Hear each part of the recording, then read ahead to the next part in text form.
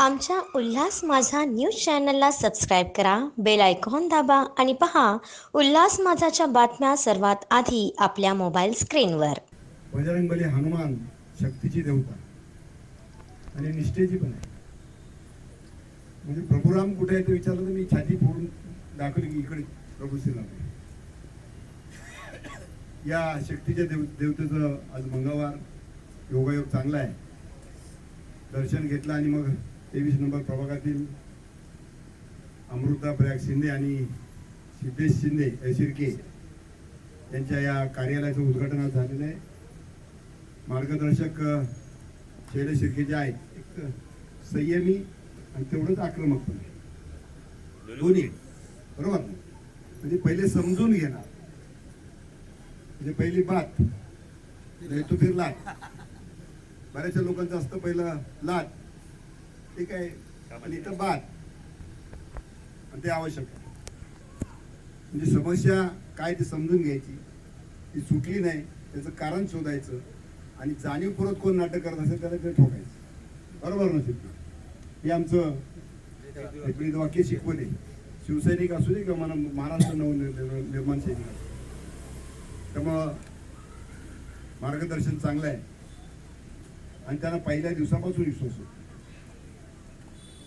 कारण हे शिवाजीनगर आहे, नावच शिवाजीनगर. आज महाराष्ट्राची परिस्थिती शिवकालीन इतिहासापूर्वी, शिवकालीन महाराष्ट्रापूर्वी जसं होतं त्याच पद्धतीचं वातावरण आता महाराष्ट्रामध्ये आहे.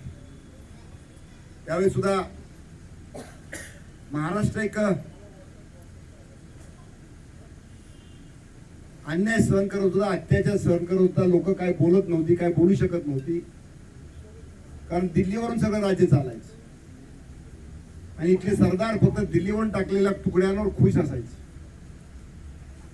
मी का सांगतो की शिवाजीनगर आहे, नावच त्याच्यामध्ये आहे. आणि मला सहज सुचलं की पूर्वी जो शिवाजी महाराजांच्या पूर्वीचा महाराष्ट्र होता तशा प्रकारची परिस्थिती पुन्हा महाराष्ट्रावर येते.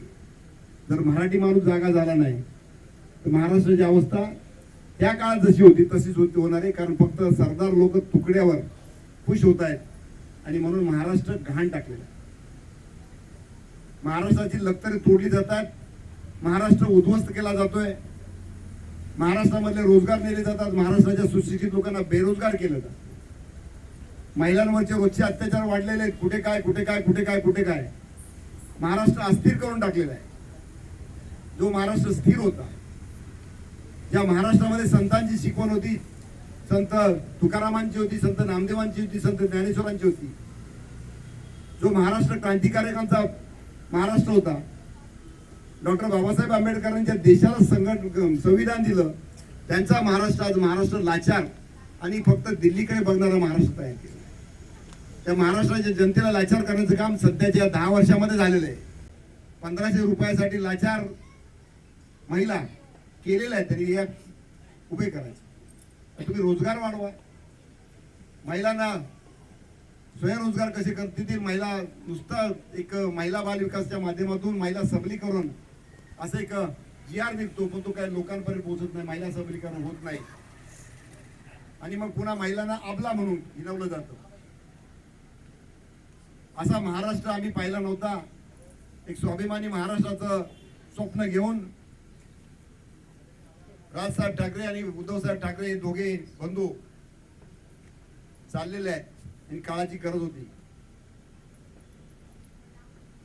देशाची अवस्था बिकट आहे, महाराष्ट्राची अवस्था बिकट आहे. तुम्ही अंबरनाथची तुम्ही पाहताय कशा प्रकारचं वातावरण. भ्रष्टाचार प्रचंड आहे. कॉन्ट्रॅक्ट ठराविक लोकांनाच मिळाले पाहिजे, नाही कामं भरपूर आहेत, हजारो करोड, पण ते लोकांपर्यंत पोहोचत नाही. गटारामधून वाहते, गटारामधून वाहतून रस्ता गटारात चाललेला आहे.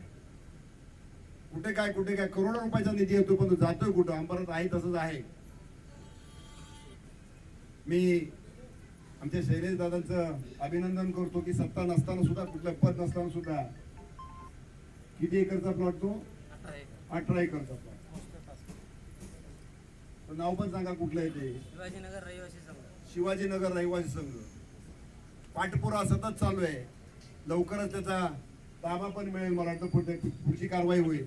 सतत पाठपुरावा करू शिवाजीनगर रहिवासी संघासाठी. म्हणजे आहे का पद, आहे का संविधानिक पद आहे का कुठलं? ना नगराध्यक्ष आहेत ना नगरसेवक आहेत, पण लोकांसाठी सतत झगडत राहायचं, लोकांसाठी करत राहायचं, समाज सेवा, आणि तो मिळवून देण्याचं काम लवकरात लवकर करणार आहे. मी तुमचं अभिनंदन करतो, कौतुक करतो. अशा प्रकारचा कार्यकर्ता, अशा प्रकारचा नेता तुम्हाला लाभलेला आहे. त्यांच्या मार्गदर्शनामध्ये दोघे काम करणार आहे.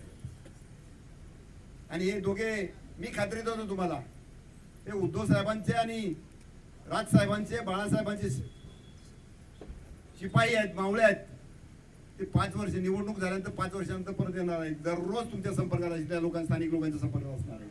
नाही तर निवडून आल्यानंतर 5 वर्ष तुम्ही कोण आणि आम्ही कोण, बरोबर ना? अशी अवस्था आहे का? बरोबर ना? तर मी त्यांची खात्री देतो की दिवस रात्र दिघे साहेबांनी आम्हाला मंत्र दिलं आहे की शाखा आहे माझं घर, आणि त्या ठिकाणी शाखेत येणारे नागरिक हे आमचे नातेवाईक, आणि त्यांच्या समस्यांची झालेली उकल हेच आमचं समाधान, हेच आमची पोचपोती. अशा प्रकारचं काम या ठिकाणी दोघे नगरसेवक म्हणून करते. मला खात्री आहे शिवाजीनगरच्या लोकांचे एक या स्वाभिमानी महाराष्ट्रासाठी अविश्वासाचं राजकारण करणाऱ्या, घातकी राजकारण करणाऱ्या लोकांना हातभार करतील. आणि या अंबरनाथ शहराचा नावलौकिक वाढवण्यासाठी आपण मशालीच्या मागे, या दोघांच्या मागे, आणि नगराध्यक्ष उमेदवार तुम्ही पाहिलेले आहे, पैशांचा महापूर चाललेला आहे. काही नाव कसं असू दे, पण पैसे आहेत म्हटल्यानंतर मग उतरले मैदानात. बरं, पैसे देणार आहेत किंवा पैसे टाकणार आहेत, ते काय करणार? सर्व व्यवहार आहे, परत पैसेच काढणार. पैशावर राजकारण करणारे परत पैसा वसूल. जसं एखादा कर्मचारी, मग पोलीस स्टेशनचा असू दे, कुठलाही असू दे, पैसे खर्च करून आला की तो पैसे व्यवहारच करणार आहे. अशी लोक शहराचा विकास करू शकत नाही. एक सर्वसामान्य लोक, ज्यांना लोकांच्या समस्यांची तळमळ आहे, कळकळ आहे, रात्रंदिवस लोकांच्या संपर्क. म्हणूनच रहिवासी संघाचा 18 एकरचा प्लॉट नाही, दुसरा बिल्डर असता तर बोल असता पहिला मला कधी मिळेल, 7-12 माझ्या नावावर कसा फिरेल? तो रहिवासी संघ गेला खड्ड्यात. आणि आमचे शिर्केजी यांनी रहिवासी संघाचा प्लॉट झगडून भांडून तो मिळवलेला आहे. लवकरच तो ताब्यात मिळेल.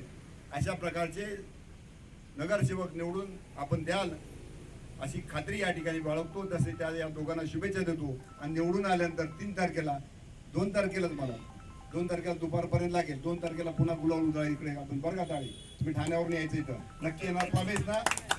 त्यासाठी सर्वांना शुभेच्छा.